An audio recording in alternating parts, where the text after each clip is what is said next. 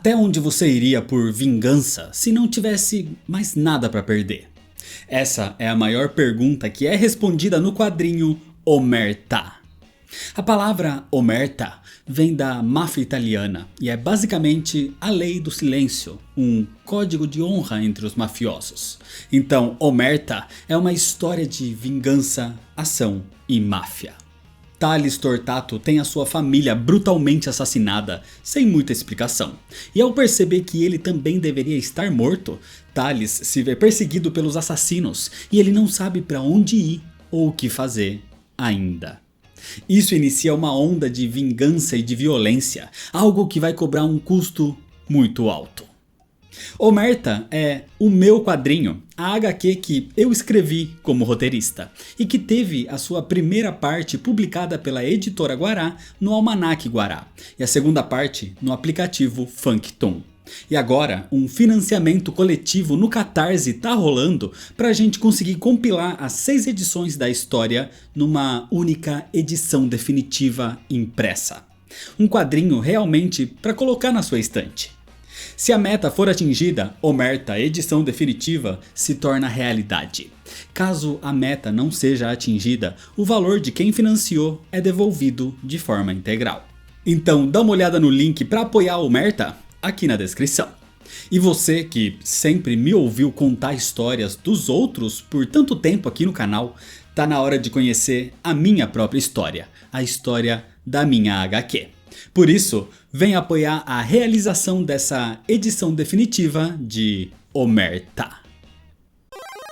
Fala galera, hoje é dia de Inferno parte 3. É uma história da Marvel, escrita por Louise Simonson, Chris Claremont e Mark Gruenwald e desenhada por Walt Simonson, Rick Leonardi, Mark Silvestre e Brad Blevins no ano de 1988.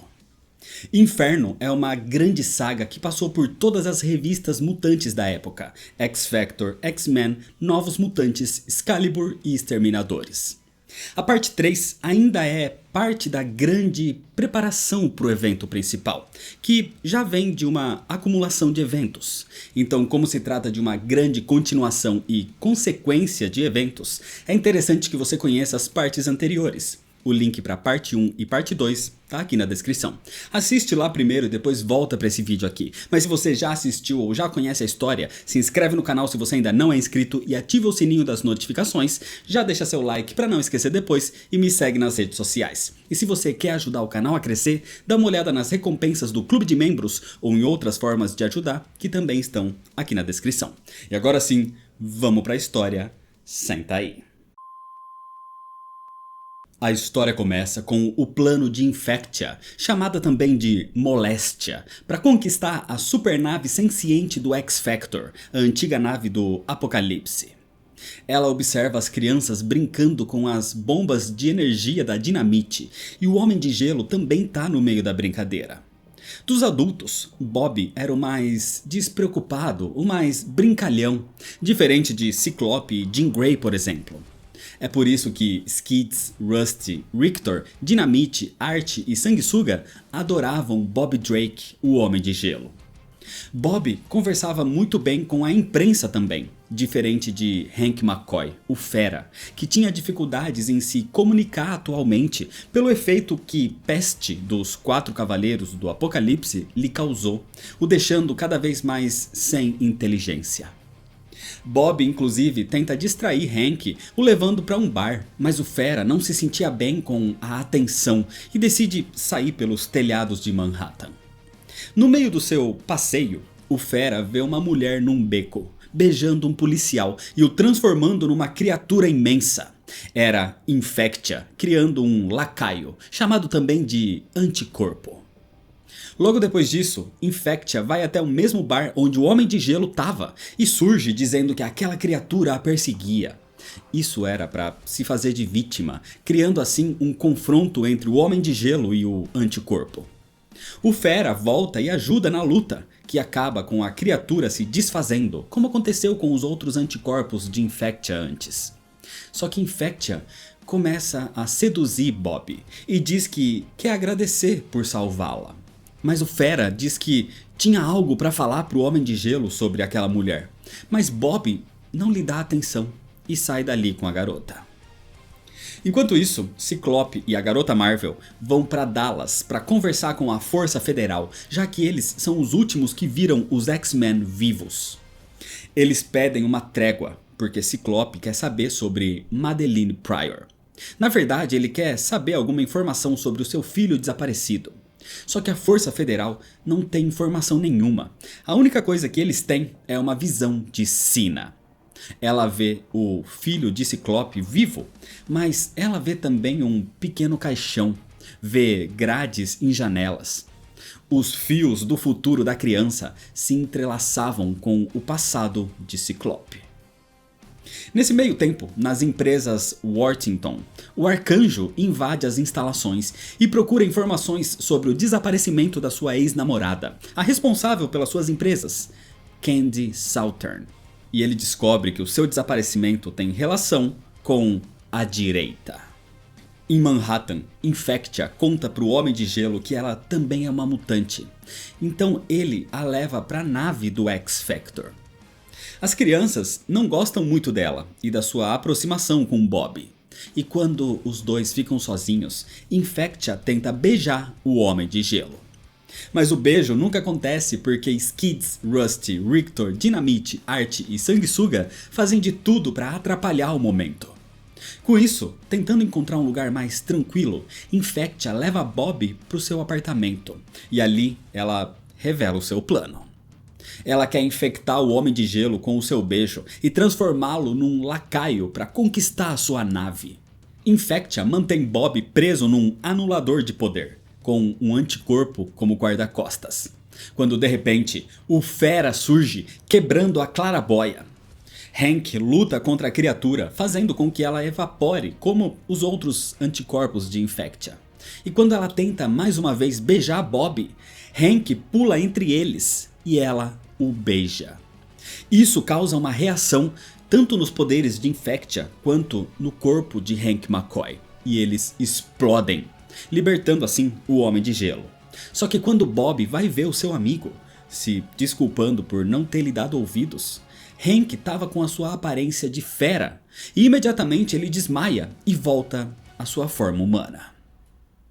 Nessa época, o X-Factor precisa lidar com outras ameaças também, até mesmo ameaças alienígenas, como os transmorfos da raça Zartan, que assumem a aparência dos Vingadores para se vingar de Thor. Mas ao ver uma nave pairando no meio do oceano, eles partem pro ataque e obrigam os mutantes a se defenderem. Mas o Fera fica aos cuidados da nave. Acontece que, depois da mescla no seu corpo da sua biologia mutante com a infecção da peste e com a alteração molecular de Infectia, o seu corpo está passando por alterações entre a sua forma humana e a sua forma bestial. E o Homem de Gelo se culpa por isso, por ele não ter lhe dado ouvidos. Hank pode morrer a qualquer momento. O X-Factor tem a ajuda das crianças, Skids, Rusty, Rictor, Dynamite, Art e Sanguessuga para derrotar os falsos Vingadores, mas o Fera continuava mal. O problema é que outras forças malignas continuavam se reunindo. Por exemplo, embaixo do quartel-general da direita, Cameron Hodge usa meios para se comunicar com o Limbo, com o demônio Nastir. Enquanto tudo isso acontecia, existia uma próspera ilha paradisíaca localizada a leste da costa africana, oeste da Oceania, no Oceano Índico. Era um paraíso na Terra, se você não fosse mutante. Essa era a ilha de Genosha, ou chamada também de Genosha. Um mutante foge com seu bebê e o esconde a bordo de um avião comercial, mas o homem não se salva. Ele é morto por um grupo militar de Genosha chamado de Magistrados. A criança foi encontrada na Austrália um tempo depois, e quando a notícia chega aos jornais, o governo de Genosha envia um grupo para resgatar não só a criança, mas também outra fugitiva chamada Jennifer Ransom. Jennifer é enfermeira, filha de um governador da Austrália, e teve um teste de sangue trocado para se passar por Homo sapiens. mas ela é Homo superior. Era uma mutante. Jennifer chegava nesse momento num aeroporto, num jatinho pilotado por uma piloto contratada. Essa piloto era Madeleine Pryor. Ao chegar, Jennifer é abordada. Ela nasceu em Genosha e por ser uma mutante de Genosha, ela precisa ser levada de volta. Madeleine tenta impedir o grupo de levar Jennifer, mas o grupo era de mutantes, chamado de Press Gang ou Equipe de Recrutamento. E eles levam tanto Jennifer como Madeleine, as transmitindo eletronicamente como um teletransporte binário diretamente até Genosha. Com Madeleine desaparecida por algumas horas, os X-Men decidem investigar, enviando Vampira primeiro, que localiza o avião destruído de Madeleine Pryor. O teleporter então envia a Tempestade e Wolverine, e ele rastreia o cheiro da garota que simplesmente desapareceu. Tempestade vai fazer as buscas com os outros X-Men, enquanto Wolverine vai seguir o rastro com Vampira, e eles encontram o rastro dos integrantes da equipe de recrutamento num hospital próximo, onde eles encontram um exército de magistrados. Quando os outros X-Men se aproximam do hospital, eles são também atacados por magistrados, que não se importam em atingir inocentes no fogo cruzado inclusive. Mas apesar do seu alto poder de fogo e total desrespeito pela vida dos mutantes, os magistrados são facilmente derrotados. Mas Vampira e Wolverine têm problemas, porque o grupo que eles confrontam, a equipe de recrutamento, tem 3 mutantes, e um deles inclusive tem habilidades para bloquear os seus poderes mutantes. Wolverine e Vampira são levados para Genosha, uma nação onde os mutantes são escravos. Capturados, eles lutam mesmo sem poderes, mesmo que as garras de Wolverine o machuquem sem o seu fator de cura. Em outra parte de Genosha, Philip Moreal desperta com uma ligação para o seu pai, David Moreal, o chamado de Genengenheiro. Era a maior autoridade no controle de mutantes em Genosha. David sai para trabalhar num jato que queima um pouco da grama da sua casa, e rapidamente um dos escravos mutantes usa os seus poderes para reparar os danos. Enquanto o Genengenheiro voa para a capital de Genosha, a cidade de Hammer Bay, ele é informado sobre os 2 mutantes que foram trazidos pela equipe de recrutamento, que são inclusive invisíveis a qualquer varredura ou registro dos seus equipamentos.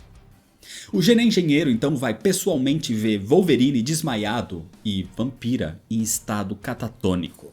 Ela, que não pode tocar a pele de ninguém sem os seus poderes, foi tocada violentamente.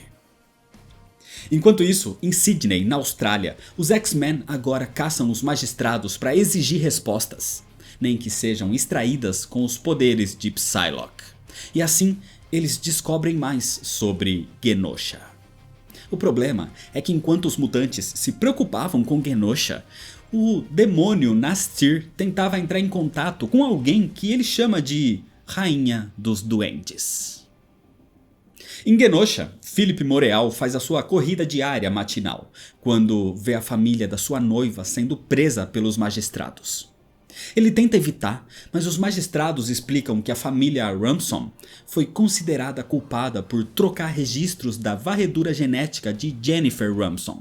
A sua noiva era mutante, e por causa dessa troca de registros, uma humana morreu no seu lugar. Na sua cela, Vampira continua catatônica, sozinha na sua própria mente. Ali ela encontra vestígios da psique de todos os que ela já tocou. E ela encontra a psique de Carol Danvers, a Miss Marvel na época. Sem os seus poderes, Vampira então permite que a personalidade de Carol Danvers assuma o seu lugar. Assim, quando ela é visitada mais uma vez pelos magistrados, Vampira usa agora o treinamento de combate de Carol Danvers para vencê-los, roubando as chaves daquela prisão, assim libertando Wolverine, que estava numa situação frágil sem o seu fator de cura, porque o adamantium nos seus ossos o matava aos poucos. Mesmo assim, Vampira sai dali com o Wolverine usando uniformes dos magistrados. Na sua casa, Philip Morel, o filho do Gene-engenheiro, acessa o computador do seu pai e descobre a verdade. Jenny tem o Gene X, ela é uma mutante e agora ela era levada como escrava. Acontece que Philip não sabia, mas a prosperidade de Genosha veio nas costas de escravos mutantes, designados para todas as áreas de trabalho na nação. Nos laboratórios da Cidadela em Genosha, Jennifer Ramson e Madelyne Pryor passavam pelo processo de modificação genética, onde o gene mutante é direcionado para uma área específica, fazendo dos mutantes escravos. Mas, na teoria, Madelyne não é uma mutante. E no meio desses estudos, na tela de um dos cientistas, aparece o demônio Nastir, procurando pela rainha dos duendes. Mas Madelyne diz pro demônio voltar mais tarde. Pelas ruas, Wolverine e Vampira, com a psique de Carol Danvers, veem noticiários que falam mais sobre Genosha e como era um paraíso na Terra. Um sucesso econômico, tecnológico e agrícola. O que os noticiários não contam é que tudo isso é feito na base de mutantes escravos. Wolverine e Vampira, com roupas de magistrados, se infiltram num bar na intenção de roubar alguns passes de segurança. E encontram no bar Philip Morel, bêbado, depois de perder a sua noiva Jenny, arrumando confusão com os magistrados. Jenny foi marcada como mutante e vai ser levada para o campo de escravos no trem mutante. Philip acaba entrando em confronto com alguns magistrados, e com essa confusão, Wolverine e Vampira conseguem roubar 2 crachás e observam os magistrados levando o garoto pro tal trem mutante. Os marcados como mutantes usam roupas fundidas nos seus corpos, os identificando, e eles são levados nesse trem pros campos de concentração. Então os soldados aproveitam para colocar um Philip nocauteado no transporte, como castigo pelo confronto. Enquanto isso, na cidadela do Gene-engenheiro, Jenny Ramson passa pelos primeiros estágios do processo de engenharia genética para transformar os seus poderes ainda não manifestados em poderes que podem transformar rochas em minerais preciosos. E agora, Madelyne Pryor passaria por um processo também. E o primeiro passo é uma varredura psíquica, mas de alguma forma ela começa a resistir. Enquanto os outros X-Men chegam na ilha, encontrando mais comboios de magistrados, Wolverine e Vampira estão a bordo do trem mutante, se passando por soldados do magistrado. Ali dentro, eles encontram Philip Morel desacordado no meio dos vagões cheios de mutantes capturados e com poderes apagados. Mas os presos se revoltam ao ver 2 supostos magistrados no meio deles e começam a atacá-los. Nesse momento, mais magistrados chegam no vagão e começam a espancar os mutantes capturados. Wolverine e Vampira, disfarçados, dizem que estão ali para levar o filho do Gene-engenheiro que foi levado no trem por engano. Então o capitão do magistrado manda levar o garoto aos seus superiores. E enquanto Wolverine e Vampira carregam Philip inconsciente para fora dali num jipe, Wolverine fica furioso ao ver mutantes sendo espancados pelos seus senhores de escravos e jura que não vai sair de Genosha até fazer algumas mudanças no local. Depois de afetar Jenny Ramson, o Gene-engenheiro agora usava um mutante telepata para afetar a psique de Madelyne Pryor, mas não tinha sucesso. Na sua mente, Madelyne se via como uma criança inocente sendo atacada por todos os lados, até que ela perde a inocência e muda. Ela deixa de ser a vítima e se torna vingativa. E com isso, é a mente de Madelyne que acaba destruindo a mente do mutante telepata. Madelyne não tinha poderes, ela não era mutante, por isso o apagador não encontrou nada para apagar. Então o Gene-engenheiro vai questionar quem é aquela mulher, ou o que ela é. E Madelyne diz que é só a piloto que eles raptaram, mas eles estão acendendo um fósforo que pode provocar um inferno.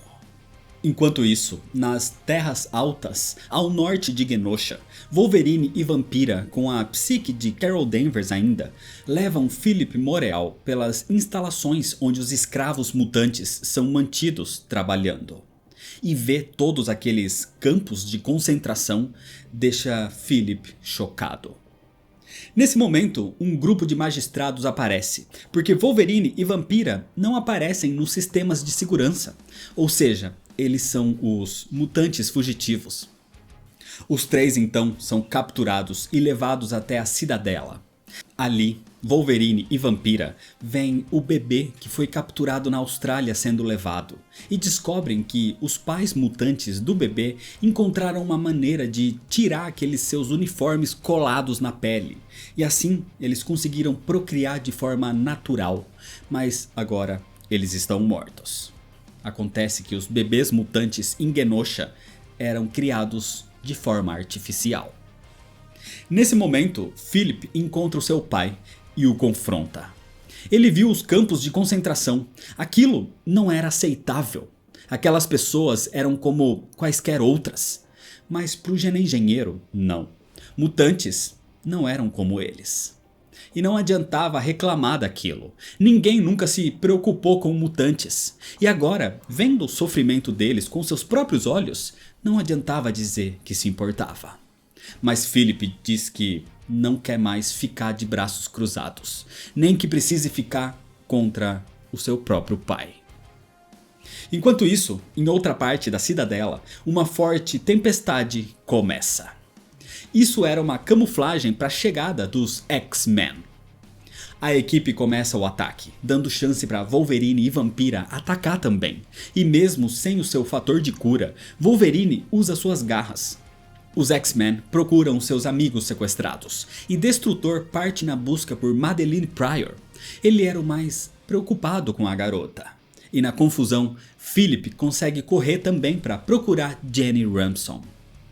Madelyne nesse momento estava na chamada creche, o lugar onde os bebês mutantes eram criados geneticamente para se tornarem futuros escravos.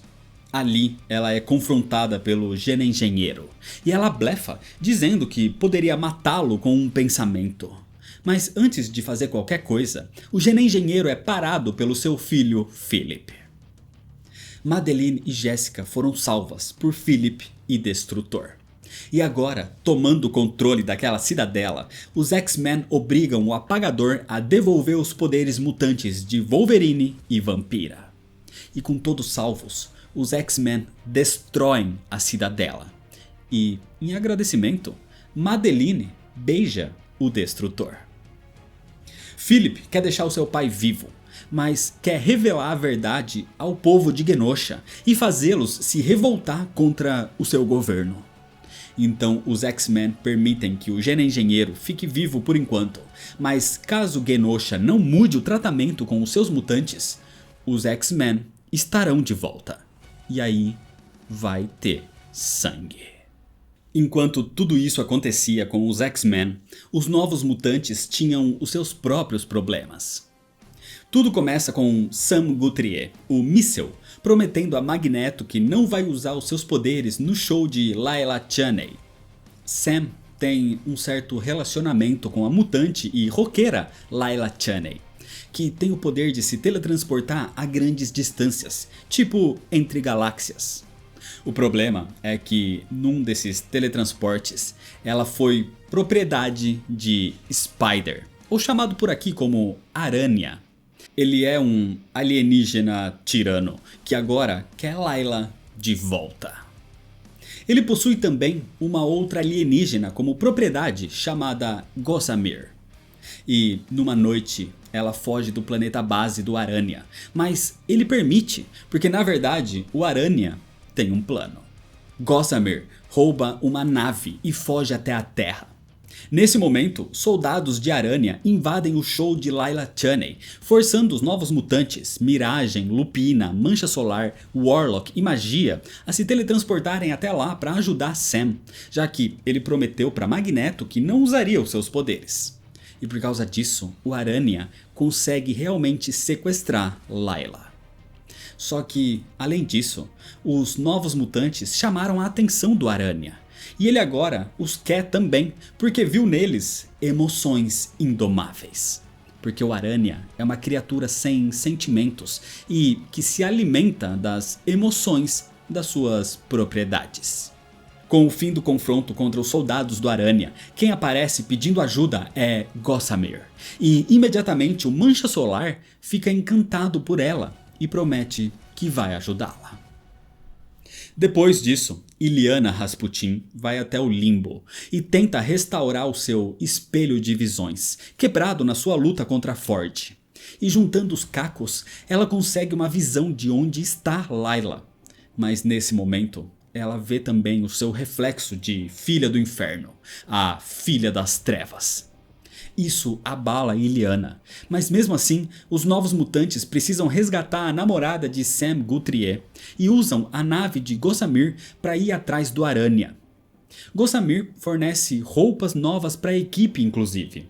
Roupas onde Rainey Sinclair, a Lupina, acaba ficando parecida com Layla. Ela queria impressionar Sam. Ela estava apaixonada pelo míssil. E cada vez mais, o Mancha Solar se apaixonava por Gossamer, mas até o míssil começa a se apaixonar por ela também, deixando a Lupina extremamente triste. E Dani Moonstar vai ficando cada vez mais irritada com toda essa situação. Acontece que Gossamer tem o poder de intensificar as emoções só com a sua presença. E esse era o plano do Aranha ao deixar Gossamer fugir na noite anterior. A nave dos novos mutantes chega no planeta base do Aranha, e com o conflito entre a equipe dos novos mutantes, Warlock pede ajuda para a magia, que estava isolada, preocupada com a profecia da Sina e preocupada com as suas visões de Filha das Trevas. Warlock explica que no mundo de Gossamer, as fêmeas governam de forma dominante sobre os machos e têm controle sobre eles, os fazendo lutar no seu lugar. E é o que ela está fazendo nesse momento. O problema é que ao chegar no planeta base, a nave é cercada por capangas do Aranha. Isso faz Illyana agir. Mas para isso, ela busca a espada espiritual no Limbo. A chave que controla o poder dessa dimensão demoníaca.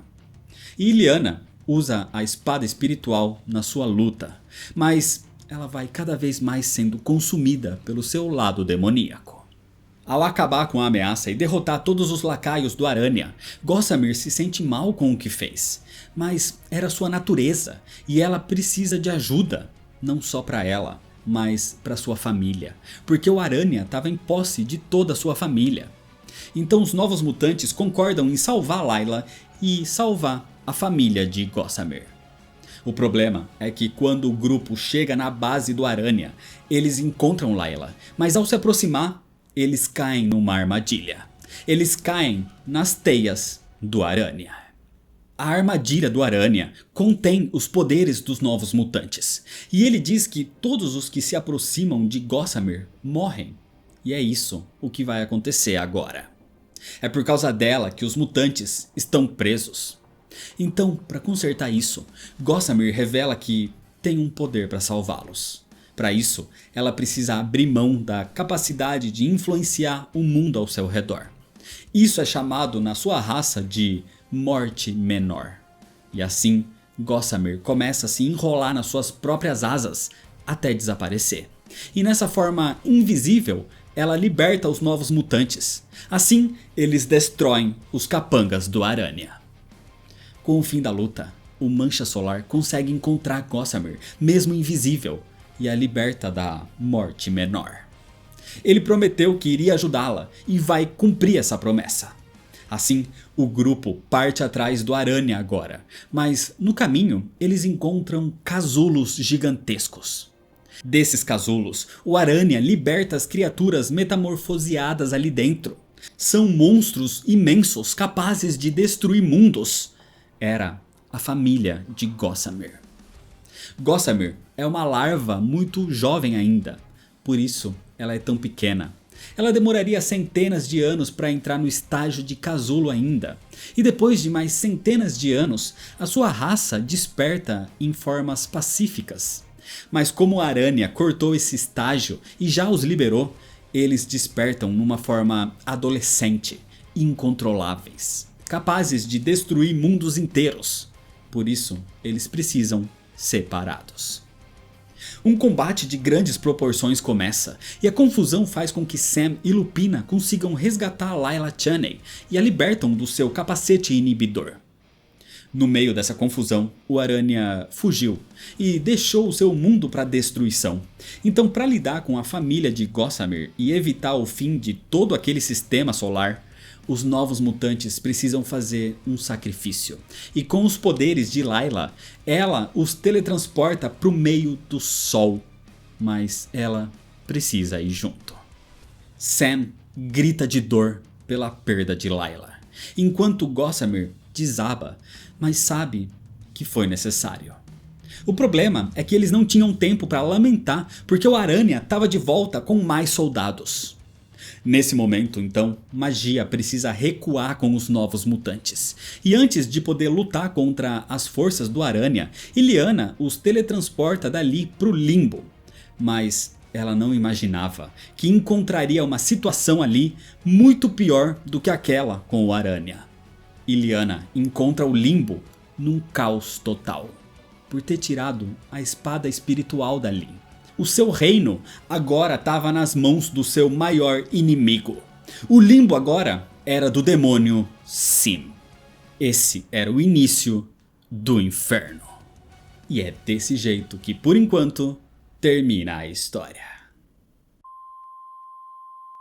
Essa é só a terceira parte das 6 que compõem a saga Inferno.